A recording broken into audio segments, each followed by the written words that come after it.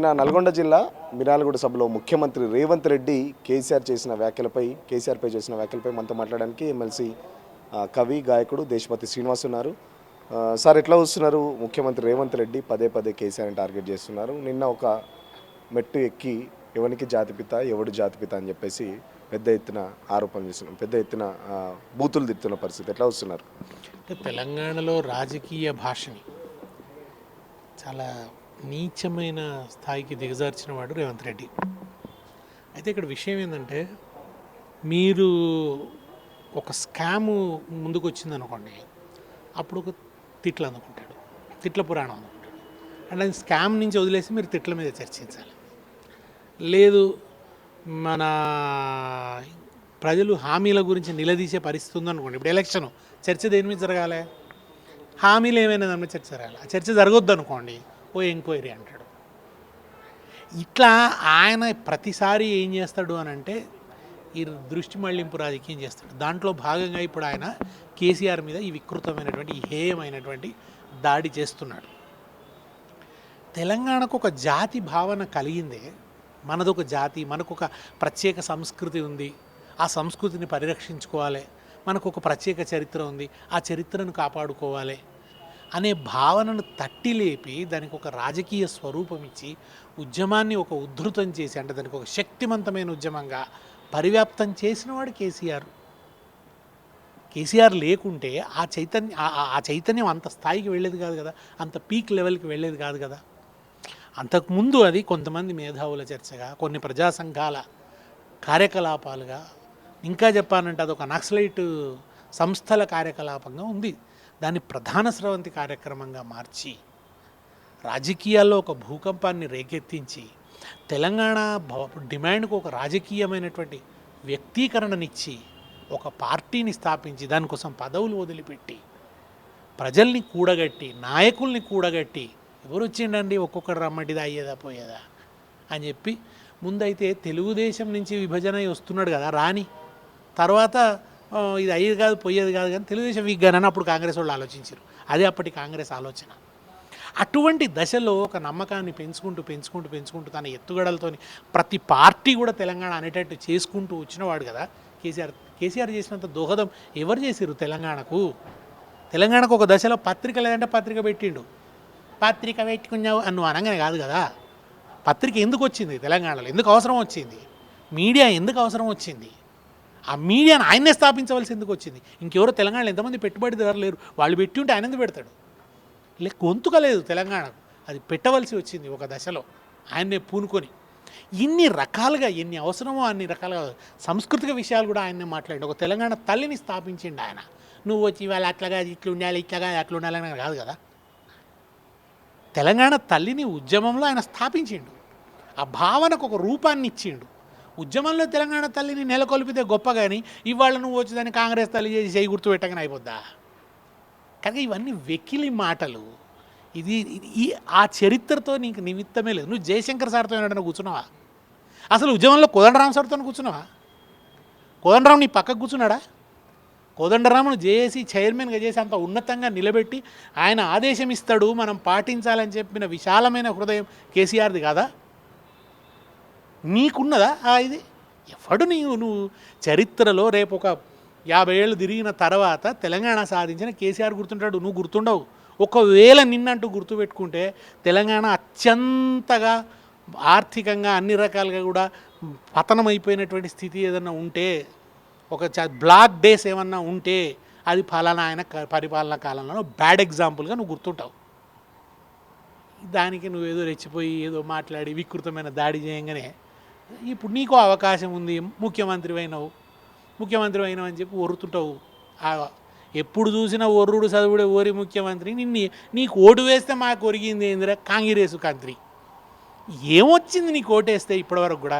2 చిన్న పథకాలు చెప్పి ఓ ఇట్లా అట్లా అని చెప్పుకుంటున్నావు నువ్వు. మొన్న ఎక్కడ ఒక ముసలాం అన్నది నాతో, ఫ్రీ బస్ పెట్టినాడు, అసలు ఊరికి బస్సే బంద్ అయింది బిడ్డ అన్నదాడు. అది నీ కథ. ఆర్టీసీ వాళ్ళని పాపం వాళ్ళను నువ్వు గవర్నమెంట్లో వాళ్ళని విలీనం చేసే ప్రక్రియ ఆగిపోయింది. ఎవడికి మంచి చేసినావు, ఎవడికి మేలు చేసి? కాంట్రాక్ట్ ఉద్యోగుల్ని కూడా పర్మనెంట్ చేసిండు కేసీఆర్. ఏం చేసినావు నువ్వు? ఉద్యోగ రంగంలో నువ్వు చేసింది ఏంది? ఎక్కడ చూసినా ఏమి లేదు, నిస్సారం. ఇక ఇదే డబ్బాల రాళ్ళేసినట్టు లొల్లి. ఎందుకు పదే పదే ఎక్కడ ఏ సభ చేసినా అది పార్టీ సభ కానీ ప్రభుత్వ సభ కానీ ప్రభుత్వ కార్యక్రమం కానీ కేసీఆర్ టార్గెట్గా, కేసీఆర్ కుటుంబం టార్గెట్గా రేవంత్ రెడ్డి ఎందుకు ఇంత మొత్తం చాలా ఘోరమైన మాటలు? గతంలో కూడా బండకేసి కొట్టాలి, లాగుల తొండలు వాడాలి, చచ్చిపోవాలి, బండకేసి చంపాలని చెప్పేసి కూడా చాలా సందర్భాల్లో మాట్లాడిన సందర్భాలు. ఎందుకు అసలు కేసీఆర్ టార్గెట్గా ఇంకొకసారి కూడా కేసీఆర్ ఆనవాళ్ళు లేకుండా చేస్తా అని చెప్పేసి కూడా చెప్తున్న పరిస్థితి తెలంగాణ నుంచి. ఇంకేముంది ఆయనకు చెప్పుకుంటాను? ఏం లేదు. ఉద్యమం అది ఎన్నికలకు ముందంతా అదే నడిపిండు ఆయన. స్త్రీల మీద లేని అపనిందలేసిన తుచ్చుడు కదా, అవి అడ్డం పెట్టుకున్నాడు కదా రాజకీయ ప్రచారంలో. ఎవరో రాజకీయాలతో సంబంధం లేని ఉమెన్ రాజకీయాల్లోకి ఈడ్చి వాళ్ళ క్యారెక్టర్ మీద అడ్డమైన మరకలన్నీ రుద్ది వాటిని చర్చకు పెట్టి, అంతకంటే నైత్యం ఇంకొకటి ఉంటుందా అండి? వాళ్ళ వ్యక్తిగత జీవితాలకు రాజకీయాలకు ఏం సంబంధం అండి? నువ్వు రాజకీయ విషయాలు మాట్లాడావా? అప్పుడు అవే మాట్లాడినావు నువ్వు. ఇటువంటి తుచ్చమైనవి మాట్లాడుకుంటూ ఏదో మన చెప్పు మీద కూర్చోలే ఎగిరిపడ్డాడు. అవి ఎగిరిపడి ఇప్పుడు అది ఏమైపోయిందంటే అది మన కనకపు సింహాసనమున శునకము కూర్చుండబెట్టి శుభలగ్నమునందు దొనరగా పట్టము కట్టిన వెనకటి గుణమేలమాను వినరా సుమతి అన్నట్టు.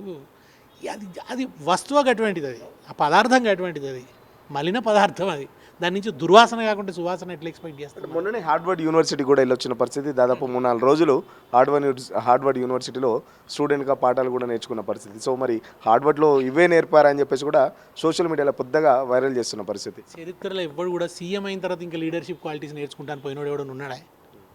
నువ్వు సీఎం అయిన తర్వాత మళ్ళీ నేను లీడర్షిప్ క్వాలిటీస్ అని డ్రామా ఏదో చూపించాలని. హార్వర్డ్లో అమెరికన్ యాక్సెంట్ అని నాకు అర్థమై ఉంటుంది, ఆయనకి ఇంగ్లీషే చక్కగా రాదు. ఆ ఇంగ్లీష్ రాదనే ఇన్ఫీరియారిటీతో రోజు ఇంగ్లీష్ వచ్చిన వాళ్ళని తిడతాడు. కేటీఆర్ని తిడతాడు, ఇంటర్నేషనల్ సర్వర్ కూడా ఇంగ్లీష్ మాట్లాడతాడు, ఇది మాట్లాడతాడు, ఇంటర్నేషనల్ హోటల్ సర్వర్లు కూడా మాట్లాడతాడు. నీ గొప్ప ఎవడు అనలేదు నిన్ను, నువ్వు ఇంగ్లీష్ ఎందుకు మాట్లాడలేవు అని అడగలే. There is a chain reaction అని రాని ఇంగ్లీష్ మాట్లాడమని నిన్ను ఎవడు అడగలే.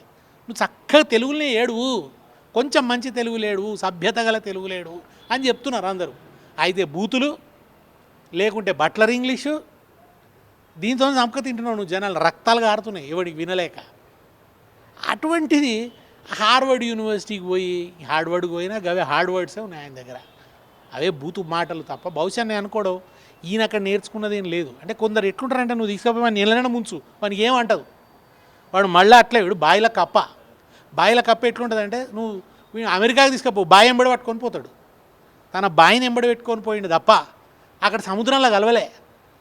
అక్కడ హార్వర్డ్ నుంచి ఈయనకి ఏం అంటలే.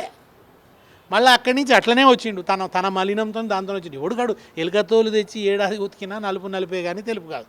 ఇక అది తెలగయ్యే రకం కాదు. హార్వర్డ్కో, కేంబ్రిడ్జ్కో, లేదా పాత నలంద అక్షరశాల విద్యాలయాలు మళ్ళీ పునరుద్ధరింపబడి అందులో ఈయనని చేర్చినా ఈయన ఇదే మాట్లాడతాడు. ఈయనకు వచ్చింది గది, అది ఆయన డిఎన్ఏలోనే అది ఉంది. ఆ నైత్యం అనేది ఉన్నది, నీచత్వం అనేది కణకణాల్లో నిండిపోయి ఉన్నది.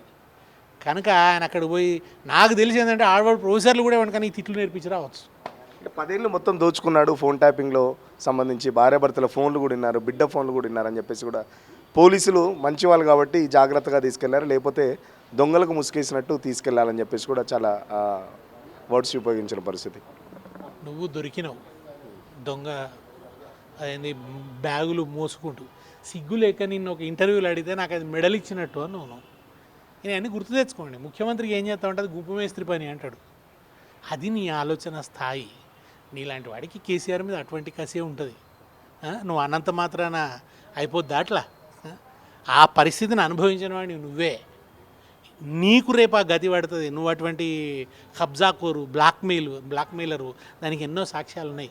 అసలు నిన్ను ఆ సమయంలో నీ మీద సరిగ్గా విచారించి నీకు సరైన శిక్ష వేయించకపోవడమే పెద్ద తప్పు చేసింది. అసలు నువ్వు బతకాల్సిందే జైలు కటకటాల వెనక. కానీ నువ్వు ఏదో కేసీఆర్ ఇట్లా అది విన్నారు ఇది విన్నారు. అసలు ఎక్కడన్నా ఒక ముఖ్యమంత్రి భార్యాభర్తలు వింటాడా అండి? కేటీఆర్ అని ఎవరో భార్యాభర్తలు మాట్లాడే వినే తీరికుంటుందా? అవసరం ఉంటుందా? ఏం అవసరం అది? ఇవన్నీ కూడా పిచ్చి పిచ్చి కూతలు, పిచ్చి పిచ్చి మాటలు, అవన్నీ బటగాల్చి మీద వారేసుడు, బదనాం చేసుడు, ఒక అవకాశం తీసుకొని ఏదో ఒకటి ఒర్రుడు. దాంతో ఇవాళ నువ్వు వింటున్నావు, నువ్వు అందరి ఫోన్లు వింటున్నావు.